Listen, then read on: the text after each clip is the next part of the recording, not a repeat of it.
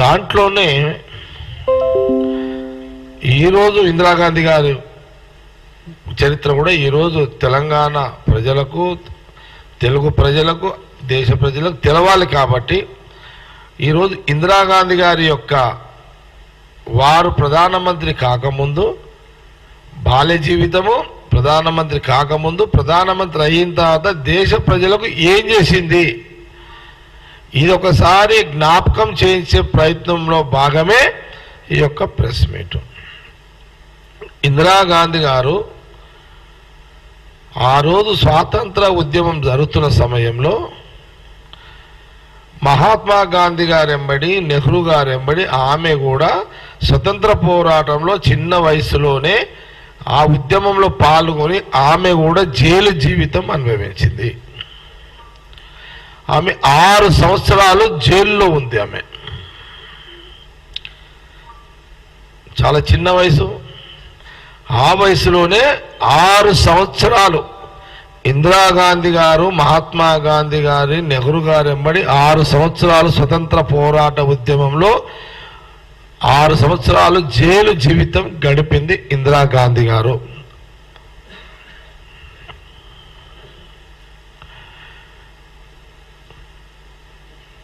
ఈ చరిత్ర బీజేపీలో ఎవరికి ఉంది చెప్పండి? ఎప్పుడైనా ప్రజా పోరాటాలు చేసి ప్రజల కోసము పొట్లాడి జైలు జీవితం గడిపిన చరిత్ర ప్రధానమంత్రి మోడీకి ఉందా? అమిత్ షాకు ఉందా? పోనీ ఇంత పెద్ద తెలంగాణ ఉద్యమం నడిపించిన అని చెప్పుకునే కేసీఆర్ గారు కూడా ఈ చరిత్ర ఉందా? 10 రోజులకే కాళ్ళు చేతులు కొట్టుకున్నారు కేసీఆర్ గారిని జైల్లో పెడితే. 10 రోజులు. ఎన్ని రోజులు ఉన్నాడు జైల్లో? 10 రోజులే. ఒకటే రోజు కాళ్ళు చేతులు కొట్టుకున్నారు ఈ అమ్మ. ఒక్క రోజుకే ఏదో కొట్టుకోపోయినట్టు చేసారు ఒక్క రోజుకే జైల్లో. అరే ఇందిరాగాంధీ గారు 6 ఏళ్ళు జైలు ఉంటే కేసీఆర్ ఒక్క రోజుకే కాళ్ళు చేతులు కొట్టుకున్నాడు. పెద్ద మనిషి, వయసులో పెద్దోడు. నేను కొంత లాంగ్వేజ్ పద్ధతుల్లో మాట్లాడుతున్నా. ఇది రాజకీయ విమర్శ, వ్యక్తిగత విమర్శ కాదు. ఒక్క రోజుకేనా? దానికి ఓ లొల్లి లొల్లి లొల్లి లొల్లి చేసేసారు మొత్తం.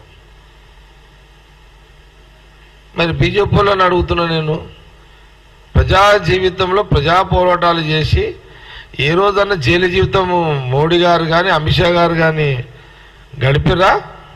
దీని మీద ఏమన్నా మా కాంగ్రెస్ నాయకులు డిబేట్కి వస్తారా? అవును, అమిత్ షా గడిపిండు. ఆయన ఒక రైలు కాలబెట్టిన కేసులో ఆయన జైలు జీవితం గడిపాడు. నేను అనే స్వాతంత్రం కోసం లేదా ప్రజల కోసం లేదు కదా. ఎందుకు మీరు అట్లా గుద్దుకుంటారు, సంఘాలు గుద్దుకుంటారు మీరు బీజేపీ వాళ్ళు, టీఆర్ఎస్ వాళ్ళు? ఓకే, అందుకే క్రమంలో అనేక అనుభవాలతో కూడుకున్న ఆమె రాజకీయ ప్రయాణంలో